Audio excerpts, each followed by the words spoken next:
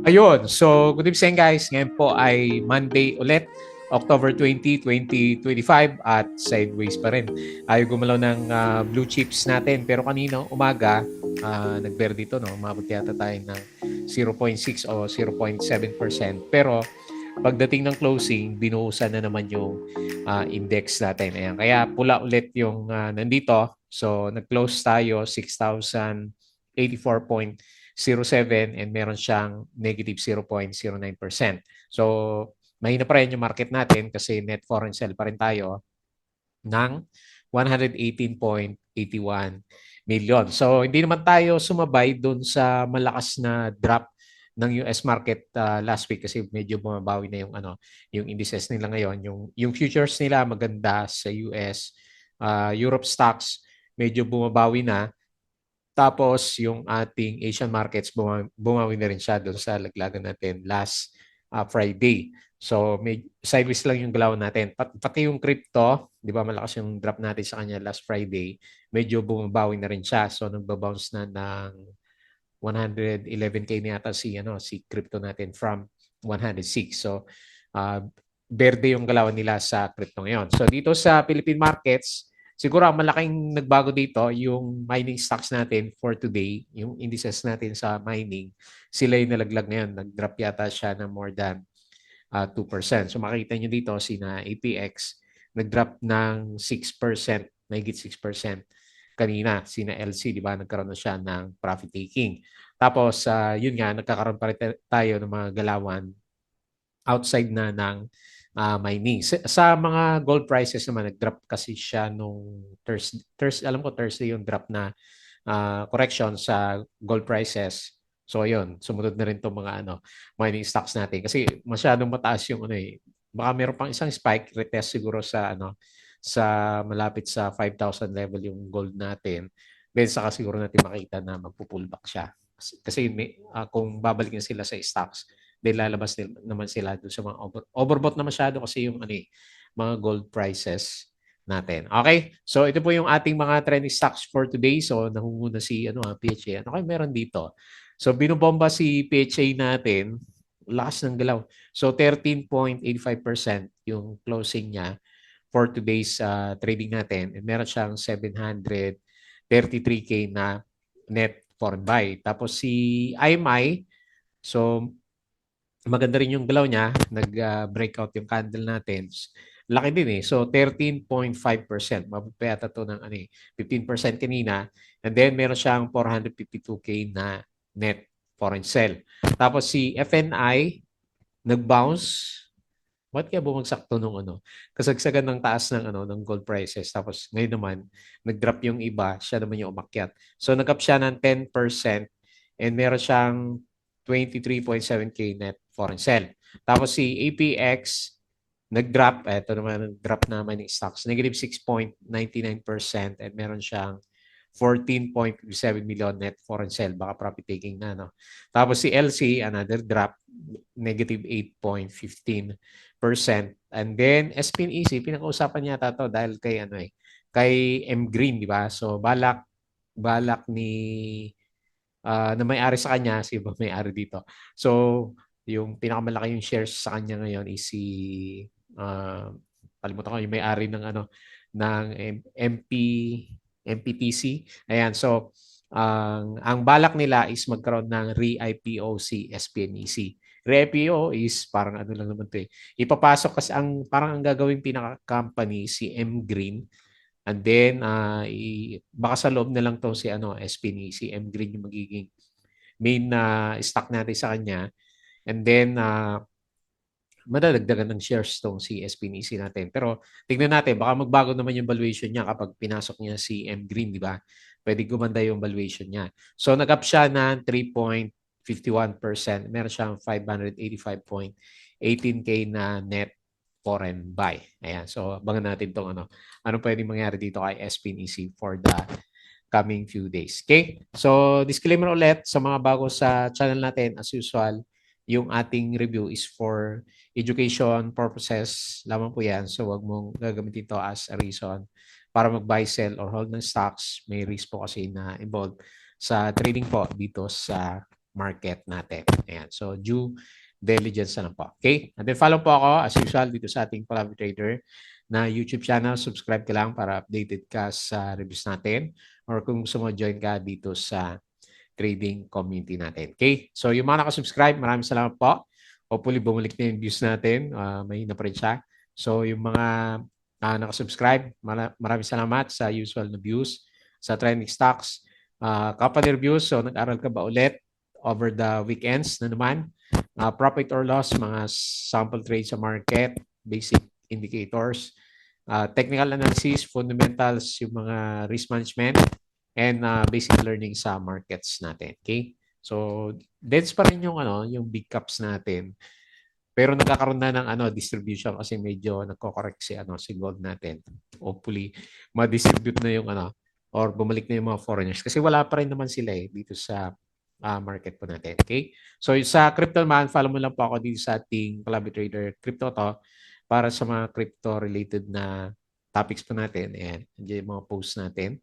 And then sa social media, Facebook account na Palabra Trader or Facebook page, pili ka na lang po ng follow mo dyan.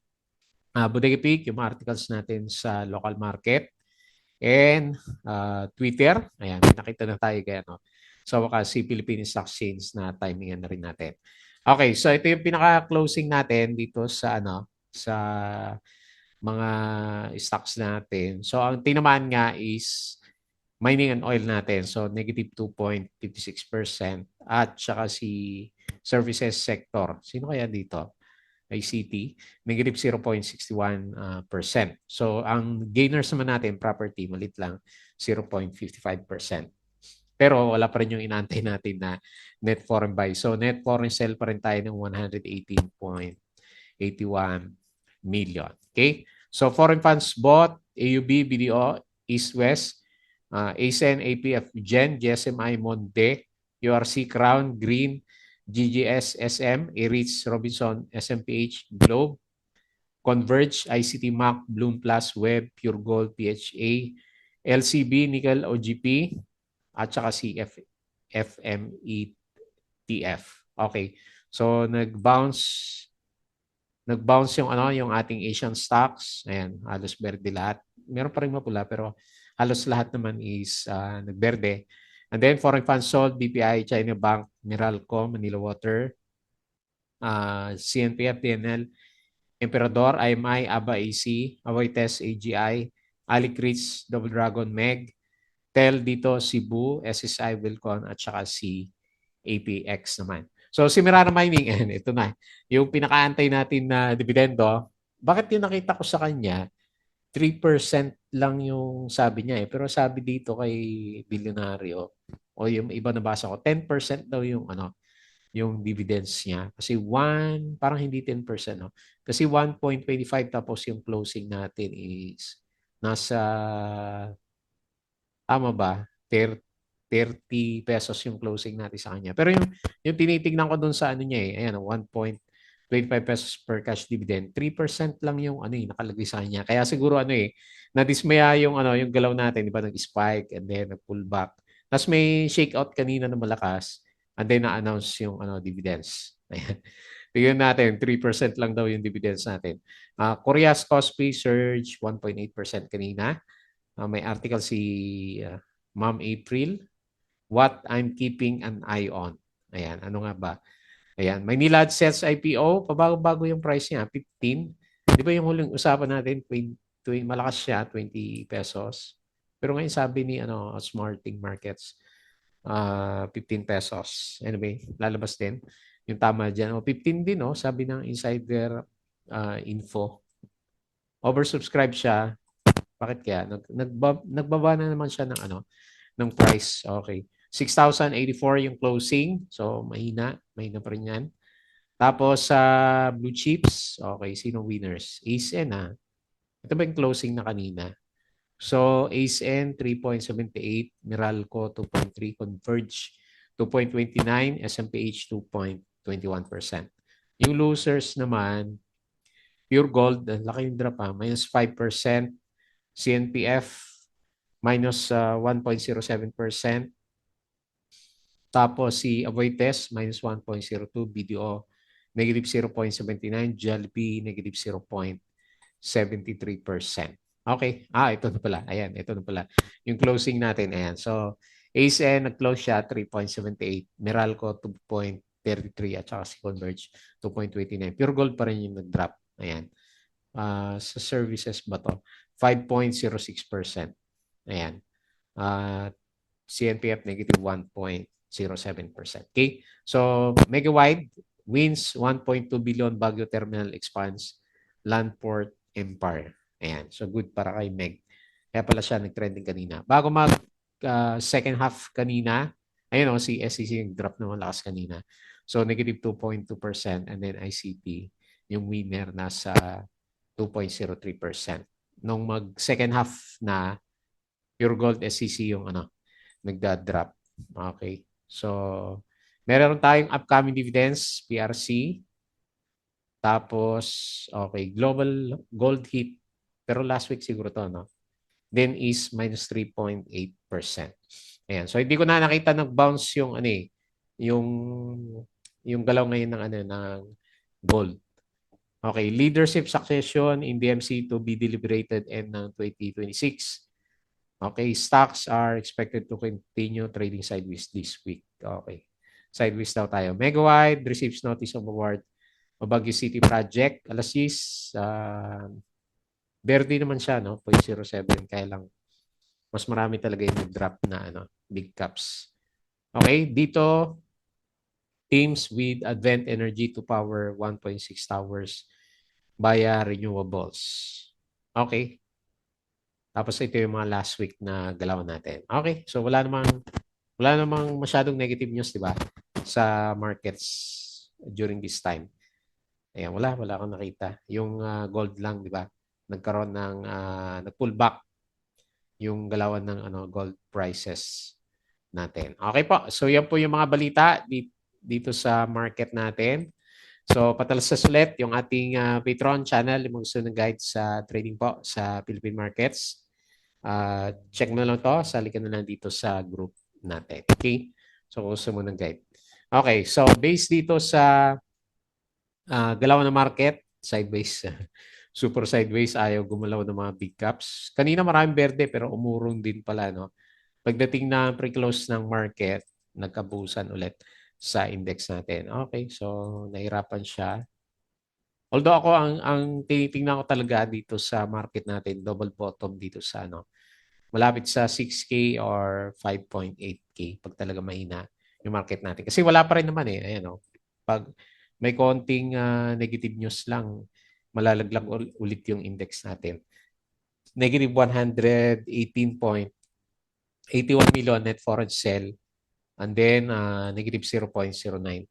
Okay? So, bearish pa rin yung sentiment ng buong market. Bearish yung RSI. And, okay. Umakit yung MACD pero yung price action natin. Hindi po naman nagkakaroon ng breakout. Okay po. So, yun po yung major na galawan ng mga big caps. So, dito tayo sa galawan sa market natin. So, PHA ngayon na una. Grabe yung galaw ni PHA natin, no? So 13.85% followed by IMI, ayan, breakout. 13.5%, FNI 10%, ABA 8.54%, Vitarich 7.84%. Tapos si may volume, LFM ba nagbe-breakout din, no?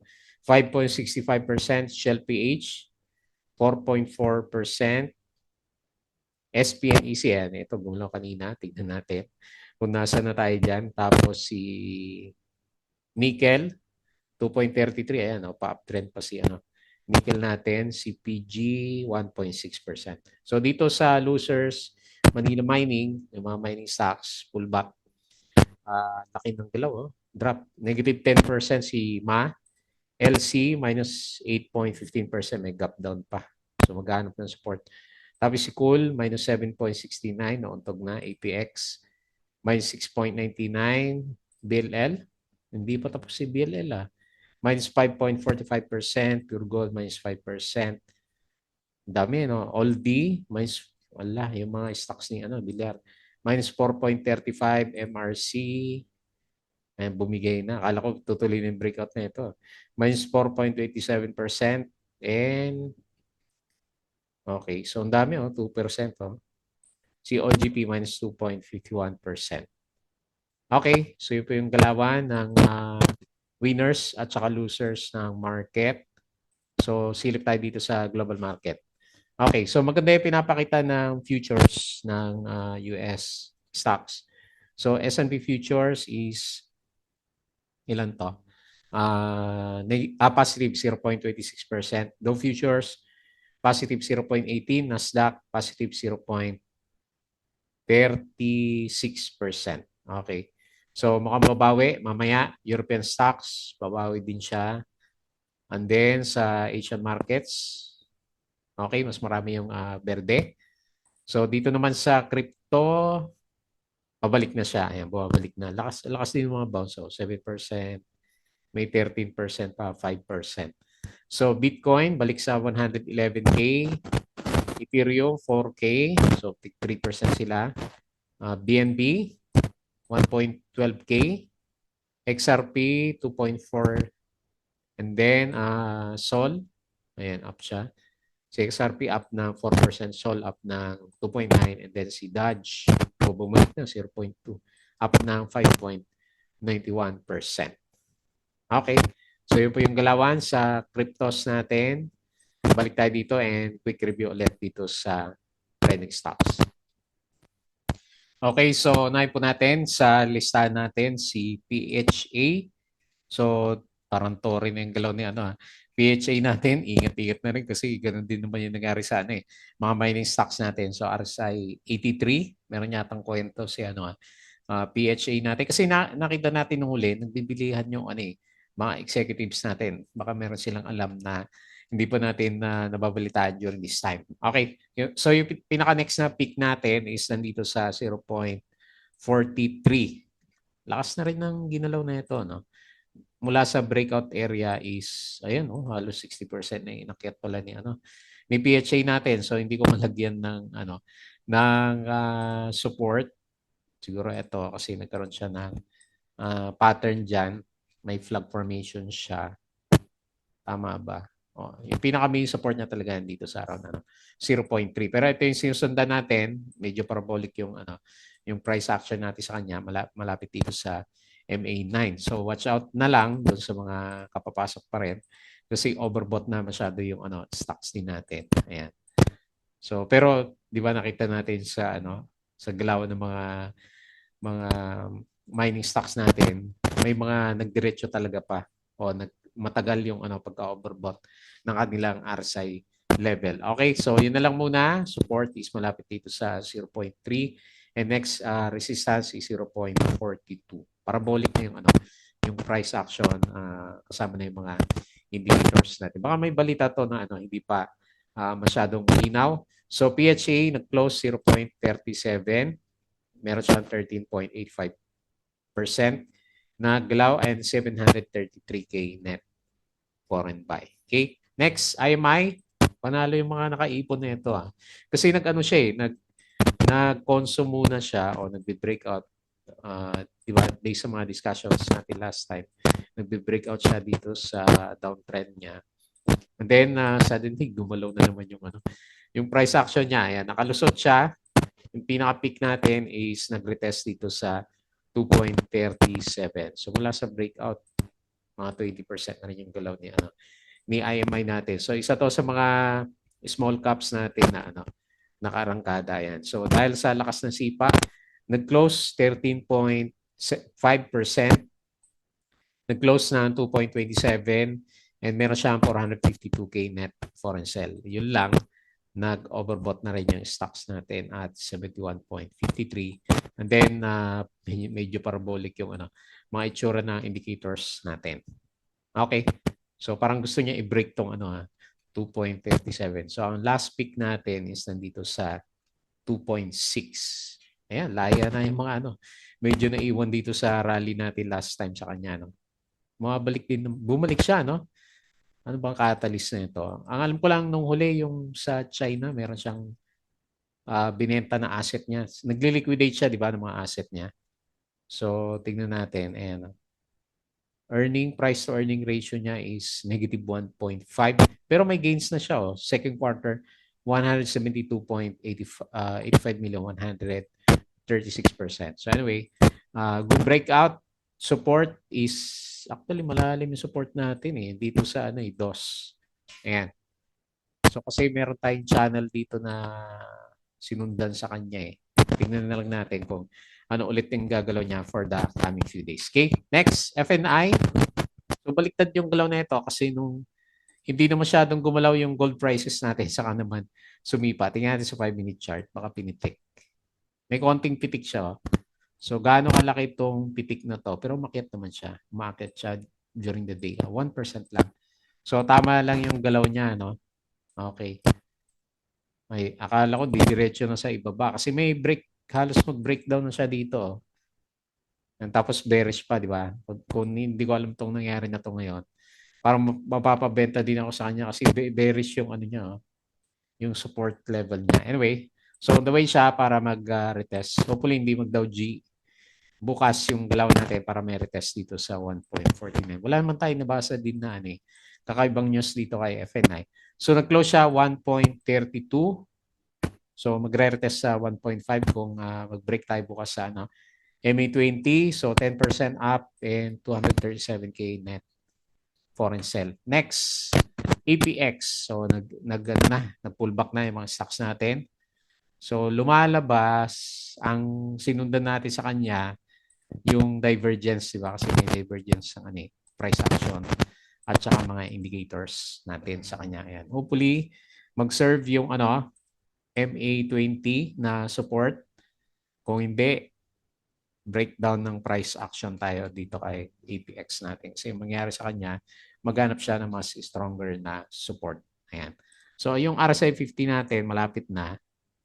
Hopefully, mag-bounce siya dito para bumalik yung galawan ng bullishness ng RSI level natin. So, nag-close siya 10.64, 6.99% up, and 14.57 million net foreign sell. Okay? Another stock na nag-correct, Lipanto. Kailang ito medyo malakas yung yung drop niya. 20% na. 3 days lang. Okay. So ito yung mga nakakatakot sa mga high flyers na stocks natin. Ayan. So binawi na niya yung RSI. Maghanap ng support. Hopefully mag-bounce siya malapit dito sa RSI 50. Nag-bearish na rin yung mga indicators natin sa kanya. So kailangan natin ng Dow G bukas or retest dito sa MA20 para matuloy yung trend natin sa kanya. Ayan, ito kasi pinaka-trend natin sa kanya. So nagre-retest siya malapit ngayon dito sa breakout level natin. So nag-close siya 0.2140 minus 8.15% and 0 net foreign buy. And then lastly, SPNEC. So may inaantay tayong balita dito. So si MGen papasok. So ang tanong kasi, re-IPO. So normally, alam mo sa re-IPO is same lang, parang IPO din siya, pero magdadagdag ng shares. Pero may idadagdag na valuation para kay MGen. Ayan. Wait natin kung ano yung tamang repricing nitong si SPNEC o sino ba. I-take over ba siya ni MGen? Kasi parang yun yung gusto nilang mangyari, di ba? Magiging under ni MGen itong si SPNEC natin.